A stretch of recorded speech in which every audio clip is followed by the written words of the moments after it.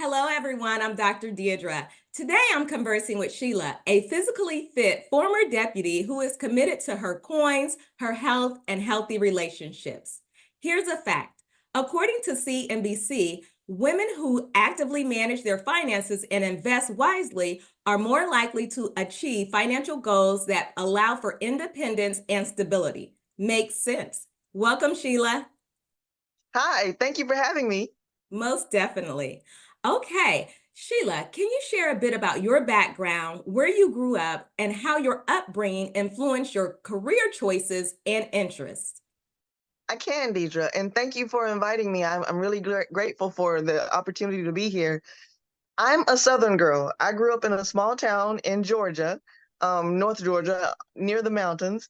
And the opportunities here for growth or for employment were very slim. There weren't a lot of options for females unless you wanted to work in a sewing plant or in, manufacturing in one of the warehouses or restaurant or hospitality industry.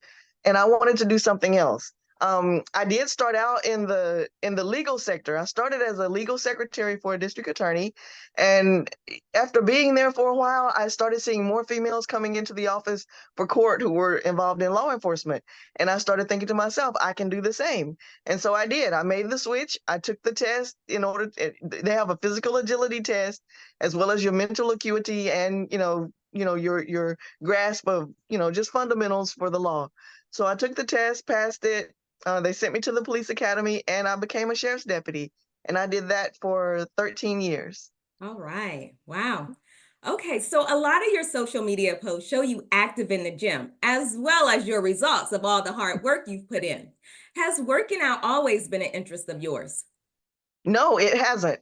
And to be honest with you, like I said, I came from a southern town, so everything here that we eat is deep fried. Mm. It's a lot of fast food, it's a lot of processed foods.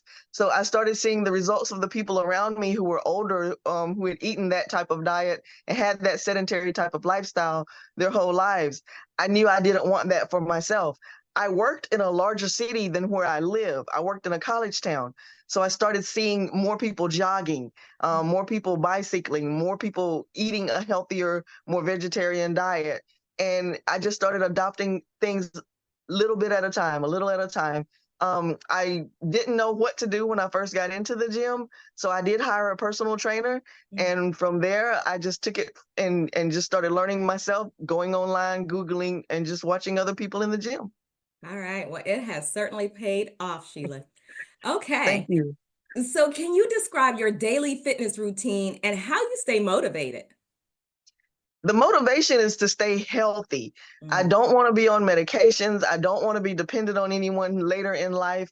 I'm older. I'm 55 years old. So it's at this age that things start to break down for you if you don't take care of them. The same as with a car or with a home. You have to have maintenance. So that's my main goal. My parents are still living, both my parents.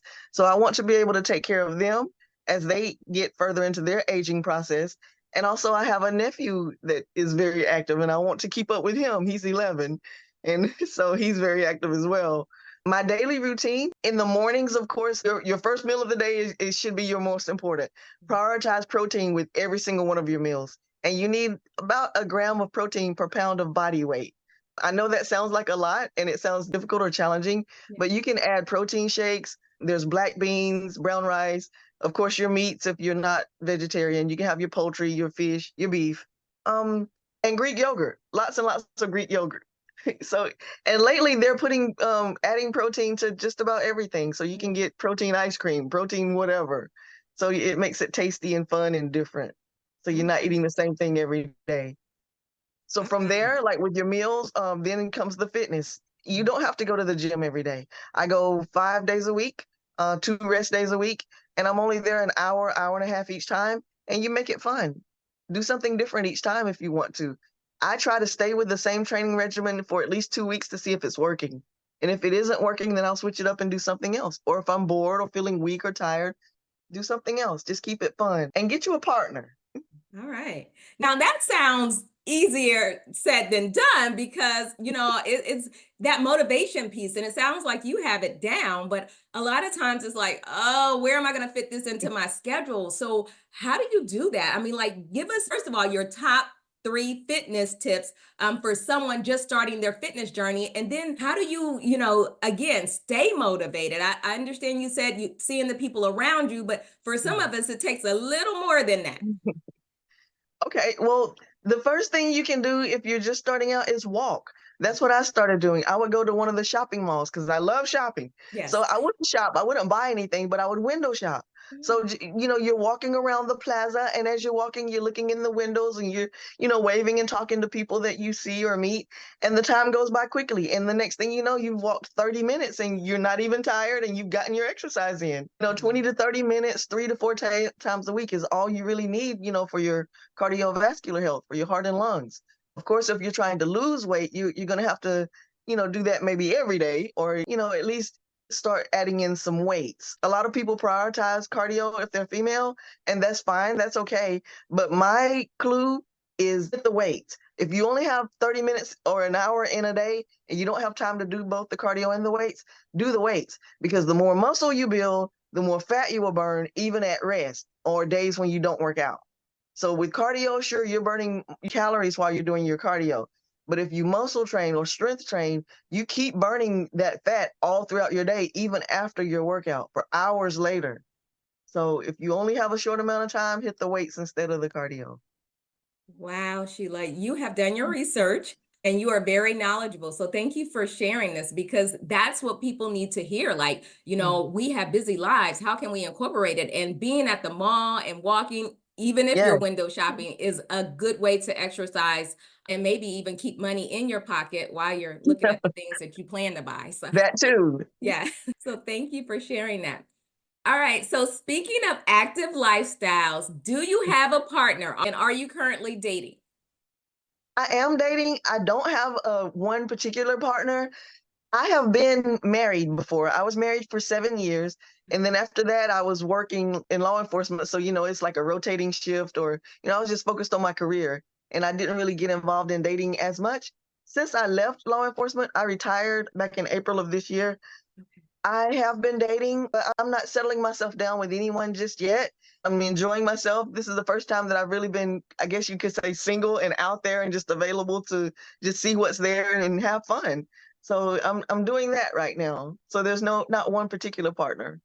But I So do you have look, to say that I'm the gene pool out there for what the age group that I'm in is very small. Like to choose from, and most people at this age, they're married, and mhm. the ones that aren't married, they're like myself. They're just enjoying being single. So that's what we're doing right now, just having fun. All right. Sounds good. All right. Now, what qualities do you look for in a partner? Fitness first and foremost. If somebody does not take care of themselves, they're not going to take care of me, and they won't be able to keep up with me. Because on dates, I like active dates. I want to go and climb Stone Mountain, or I want to go and I want to hike a trail. I want to, something active. I don't like dates where you just sit around and eat fattening foods and talk and then go home and go to sleep on it. I mean, we can even go to the gym together. I've done that on a date before. So yeah, Okay. fitness first and foremost. Or if they don't have to be as gung ho into it as I am. They don't have to be a bodybuilder, but I do want them to be cognizant of what age is going to do to our bodies and the foods that they eat and the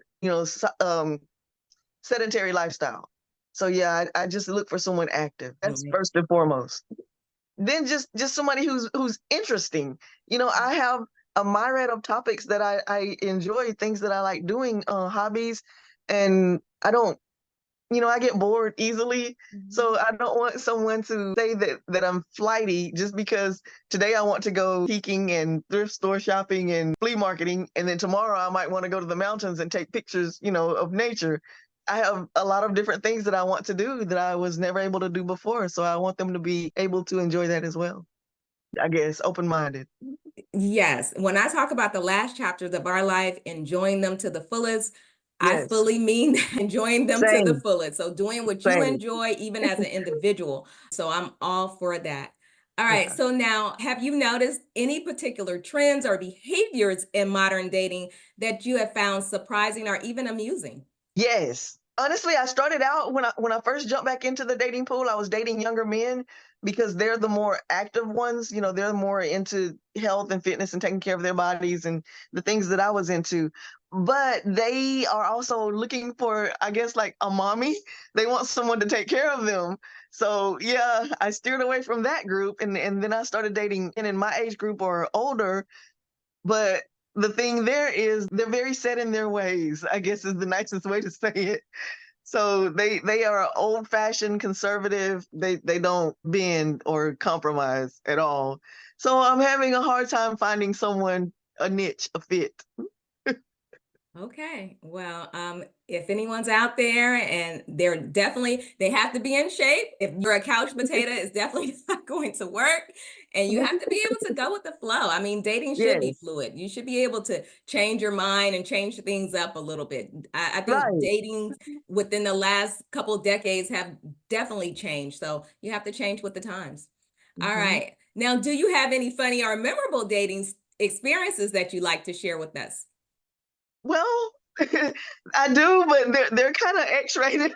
So I don't know if this platform is going to be accepting of that. But yeah, I'll just put it this way: that don't go in a dating experience with older men expecting them to perform like the younger men. I'll just leave it at that. Okay, we're gonna move on from that. Sounds like, maybe some men need to step up their game. Like I said, step up with the time. So we'll Right. move on. All right. Now, I have seen a couple of your posts referencing self-pleasure. Now, I am a Yes. champion of it, okay? Why Same. do you believe there is such a stigma around it for women? I'm glad you asked that because I think the men started that stigma for women because the men know that they can't satisfy us in the same way that we can satisfy ourselves. There are so many toys out there now and things that we can use that we really don't even need them. So and that scares them or frightens them because they're like, okay, if she can make herself feel better than I can make her feel, then I'm gonna have to bring something else to the table and I don't have anything else to offer. So that I think that is why. Oh my. I know myself better than anyone, and I'm sure you Yeah. would attest to that. So yes, there's definitely a stigma. I'm not sure if the shamefulness of it all, even when I've talked to women in my friend group, they're kind of opening up, especially if you're single, or even if you're married and you may have a Yeah. spouse or partner who travels a lot, or is not always available. So, I mean, there are options for women, and I think that they should explore them and not feel ashamed. And men shouldn't shame them for doing such, Your and partner they should be can open-minded. participate. So, I mean, Exactly, exactly. And in fact, that makes the experience pleasurable for both of them.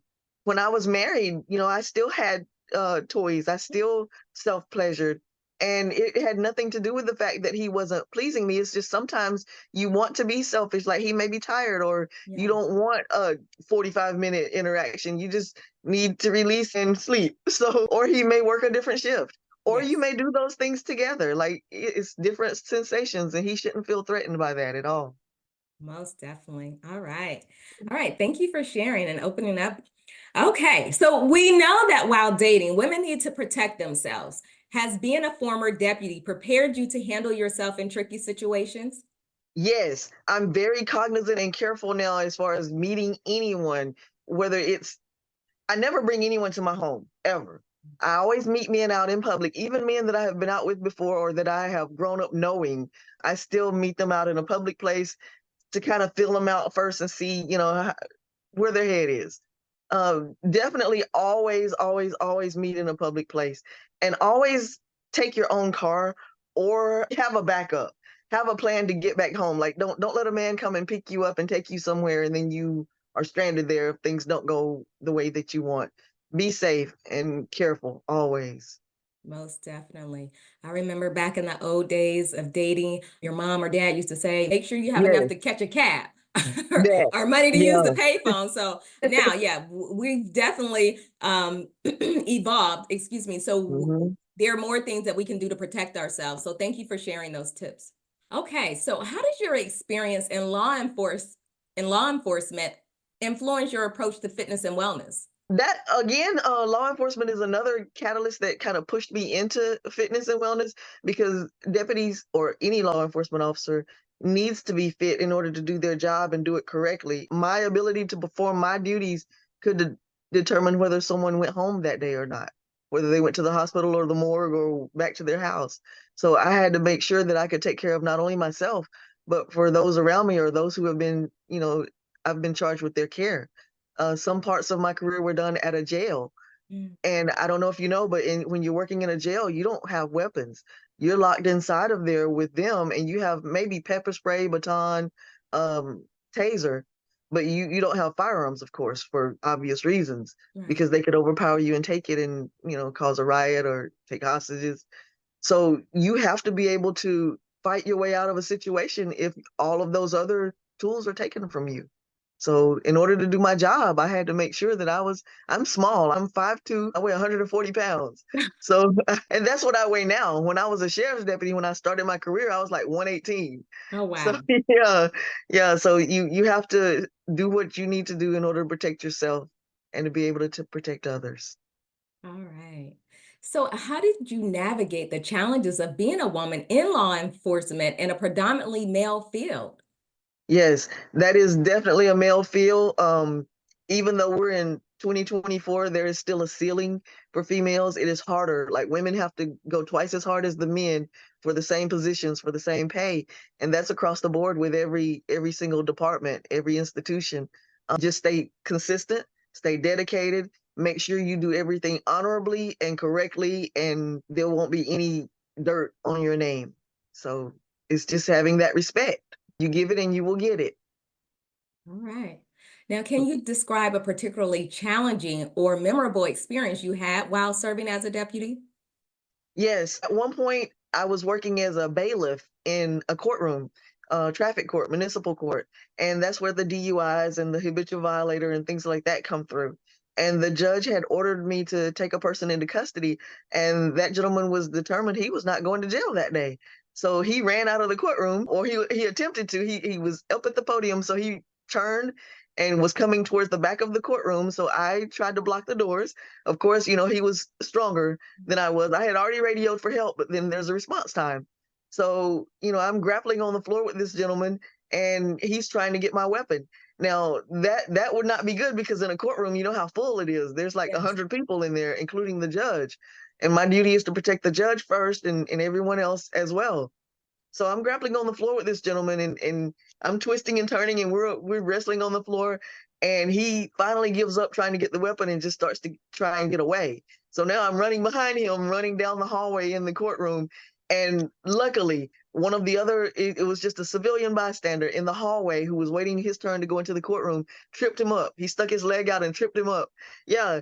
And I was able to pile on him. And then all the other officers had started responding from other areas. And there was a dog pile. And yeah, we got him subdued or cuffed. But that day, I'm glad that I didn't have to use the bathroom. My heart was beating so fast, and I was thinking to myself, it's a good thing I am in shape because anyone else who was not as strong or able to endure physical challenge, then he may have gotten that weapon, and it would have been a whole different story inside that courtroom. Could have been disastrous. And that is Yeah. so scary. Mhm. Oh my Yes. gosh. Oh my gosh. Yep. Wow. So Okay. after that day, we started having two deputies in each courtroom, one up front where the person is, and one at the back of the courtroom for that reason. Yes. All right. Now I have to ask now, the person who tripped him up, did he get any leniency in his sentence? Do you know?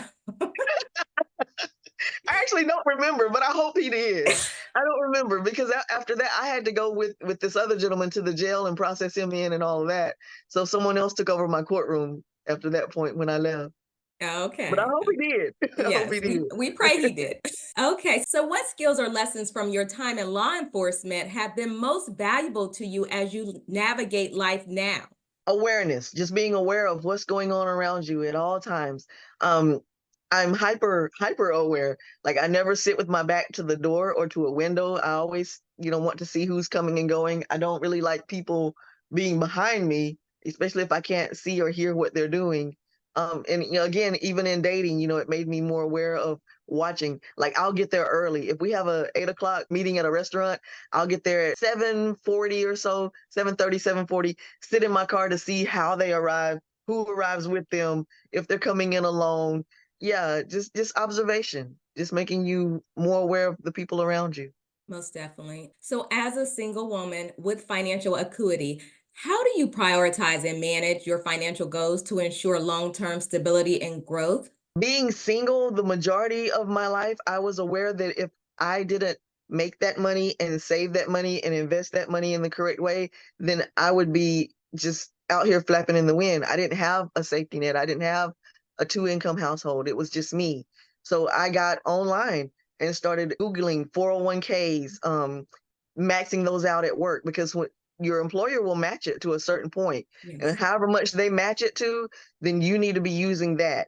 There's a default, like most of them will only do 2% automatically, but then the employer may match it up to 5% or even 9%. So whatever they match it, that's what you put in as well, and that'll grow your wealth.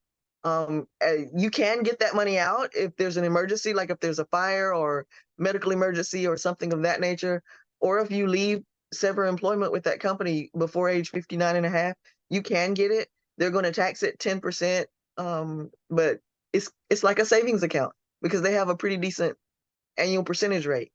Aside from that, there are certificates of deposits at your bank.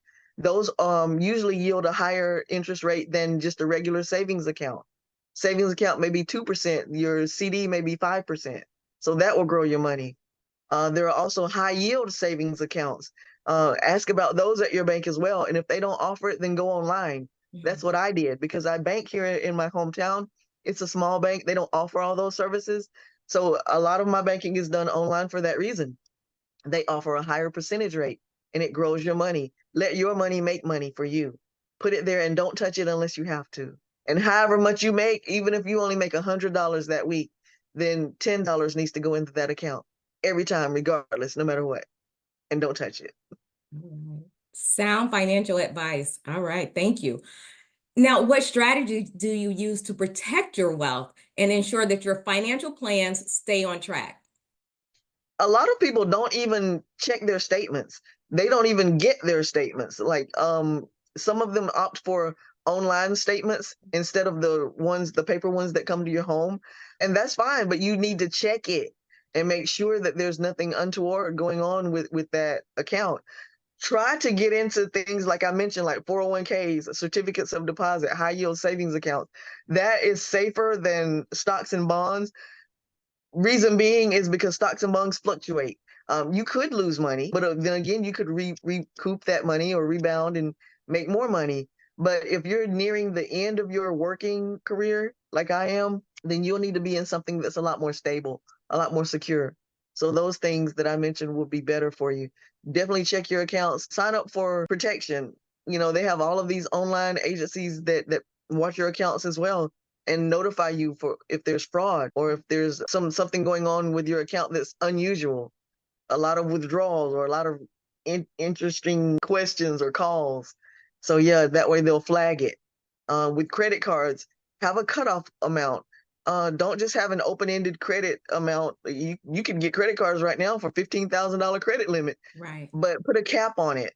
Know what you can pay off every month and only charge up to that amount that you can pay every month so that you don't incur interest rates on that. Mhm.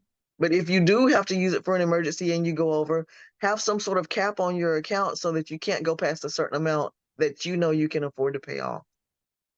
All right. So, how did you become so knowledgeable about 401ks, high yield savings accounts? Surround yourself with people who know more than you. A lot of us we tend to gravitate or flock with people who are the same as us, Yes. uh, or below us even. And by below us, I'm not saying they're less than. I'm just saying they may not know as much, Mhm. or may not have the same goals and aspirations that you have. But I surround myself with people who are very knowledgeable in finance, in fitness, anything that I'm interested in. Like those are my two top ones. But anything I'm interested in like that, I follow those people online. If they have online accounts, follow them religiously because they'll drop little tidbits like this. Like with me, I post my workouts online and I don't do that for attention. I do that so that people can learn how to use the equipment and not be shy about going in the gym and not knowing what to do.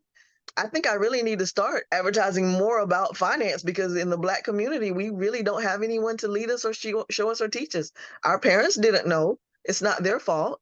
But see, we live in an age now where we can go online and Google and learn for ourselves. So there's no excuse. When I have downtime, anytime I'm sitting somewhere waiting on an appointment to start or something of that nature, I'm online looking up something that will better my life, either fitness or finance.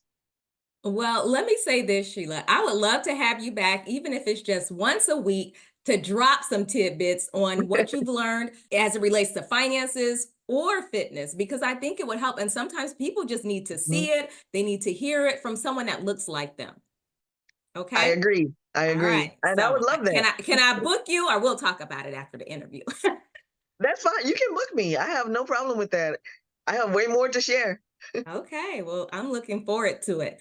So if someone is new to all of this, what are some baby steps or advice that you would give them to kind of get their dip their toe in the water to learn more about their finances? Well, first with your bank, check with your local bank. I like to use local banks because they know you and there's less chances of fraud, as far as dealing with online if you're not comfortable with that. So check with your bank to see what their interest rates are. If they're at least 4% or higher, that's decent. Okay. Take that. If you can get 5%, that's great. I know Capital One 360 has a savings account right now that I'm involved in, and it does offer 5% interest rate. So yeah, look for your higher interest rates on where to put your money. Some banks even offer interest-bearing checking accounts. I don't have one of those, but I do need to look into that because every account that you have should be making you some money. There should be no stagnant money just sitting somewhere. And definitely not just sitting like in a safe deposit box or a mason jar or yeah, a cookie jar. No, that money needs to be in a bank. If it's only earning $1 interest a month, that's $1 more than you had. So yeah, just start making your money earn you money. All right. All right. I love it. Love it. Love it. Okay. So now let me ask you, how do you unwind after a long day of balancing fitness, finances, and your dating life? My fur baby, his name is Biscuit, and I strongly urge everyone to get a pet. They are so stress relieving and they're loving and loyal and they bring so much joy. And this is the first dog I've ever had. I normally have always had cats simply because they require less maintenance and with the shifts I was working, 12-hour shifts, and they were rotating sometimes at nights, weekends. Yeah, I just didn't have the time or the energy for a dog. But now that I'm retired, I do have it and I enjoy him and he will follow me everywhere.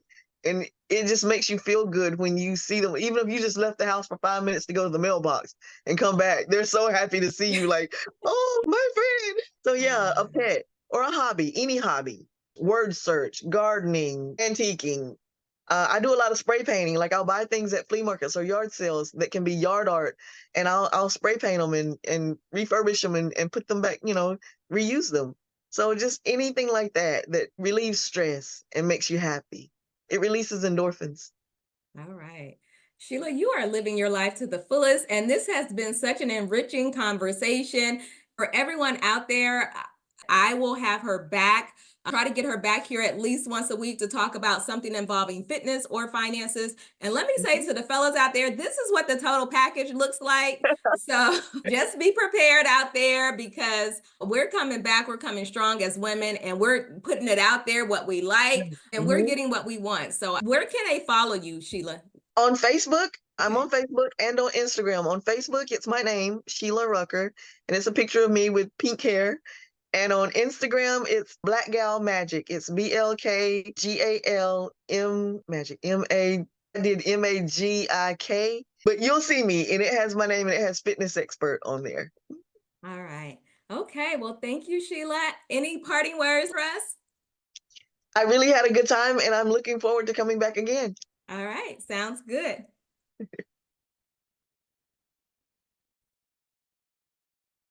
As always, self love is sexy. Be selfish in your love for self and selfless in your love for others.